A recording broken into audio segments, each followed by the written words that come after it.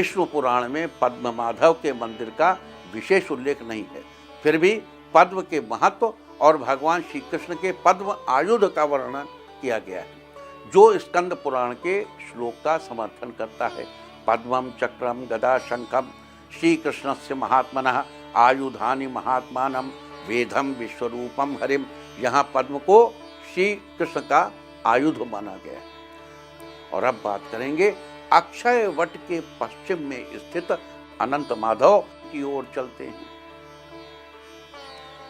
स्कंद पुराण के प्रयाग महात्म्य में वर्णित अक्षयस्य वटस्याथ पश्चिमे दिश संस्थितम माधवम सर्वपापघ्नं सेव्यम दैवर्ण मोस्तुते। अर्थात अक्षय वट के पश्चिम में स्थित अनंत माधव सभी प्रकार के पापों का नाश करने वाले हैं। देवता भी उनकी सेवा करते हैं। मत्स्य पुराण में अनंत माधव के बारे में उल्लेख है।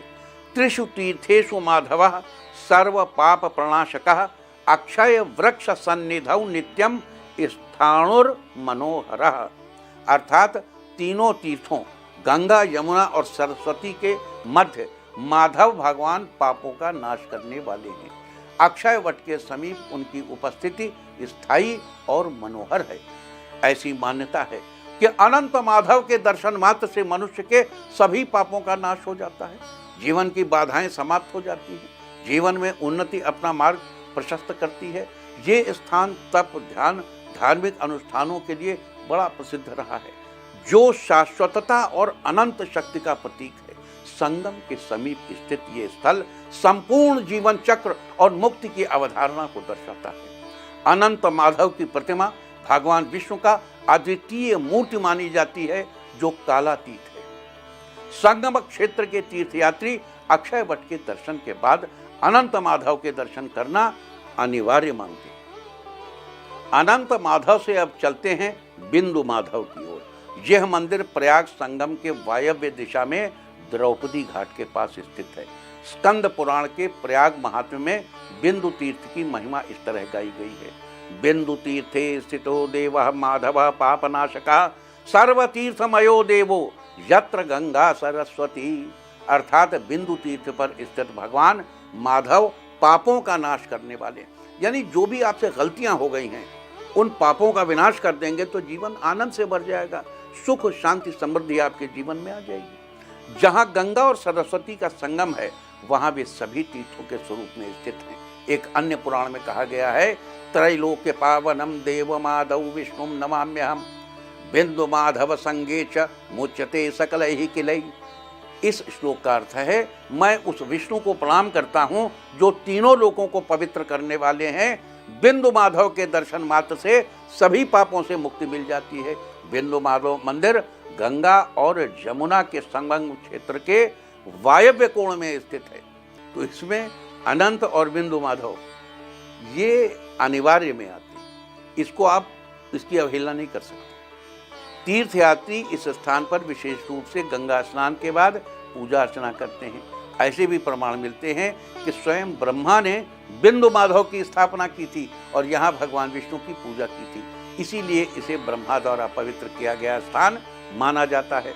बिंदु माधव का ये स्थल न केवल धार्मिक आस्था का केंद्र है, बल्कि इसका पौराणिक महत्व भी गंगा, यमुना और सरस्वती के संगम से जुड़ी दिव्यता को रेखांकित करता है।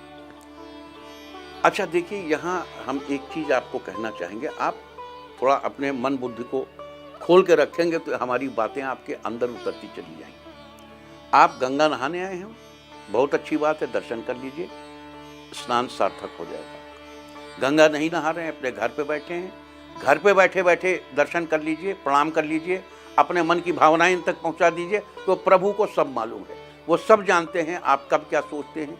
जो कुछ भी आप सोच रहे हैं वो सुपर डुपर कंप्यूटर, उसमें कोई उसकी तराजू में कोई पसंगा नहीं, उसको बिल्कुल सही इंफॉर्मेशन है कि आपके चित्त में क्या है। तो हमने अनंत माधव के दर्शन किए जिनका कोई अंत नहीं है, जिनका पारावार नहीं है, जो पता ही नहीं चलता कितने लंबे अन, और ये अनंत और बिंदु माधव अद्भुत हैं, अद्भुत। इनके दर्शन मात्र से, इनकी कल्पना मात्र से, ये चर्चा सुन करके, यही कथा है, इसी की चर्चा सुन करके आप प्रयाग में डुबकी लगा रहे हैं। आप संगम में डुबकी लगा रहे हैं। सरस्वती, यमुना और गंगा के पवित्र प्रद्युम्न, अनिरुद्ध और संकर्षण जल में आप स्नान कर रहे हैं। आप इन अनंत के दर्शन करें, इन बिंदु के दर्शन करें, और ये दर्शन मात्र ही आपको वो प्राप्त करा देंगे जो वहां जाकर आप प्राप्त कर सकते थे। उसका कुछ फल तो मिलेगा, ढेर सा फल मिलेगा। तो आज हम आपसे चर्चा कर रहे हैं उन माधवों की जिनके दर्शन करके त्रिवेणी तीर्थ तृप्त होता है। लेकिन हमारा समय आज का हो गया है, आज हमें इस कार्यक्रम को यहीं रोकना पड़ेगा। तो जितने माधवों की हमने आपसे चर्चा कर ली उनको प्रणाम करिए, और शेष माधवों की चर्चा के लिए हम आपसे कल फिर मिलेंगे। तब तक हर हर गंगे, जय जय गंगे, हरि हरि माधव, हरि हरि माधव।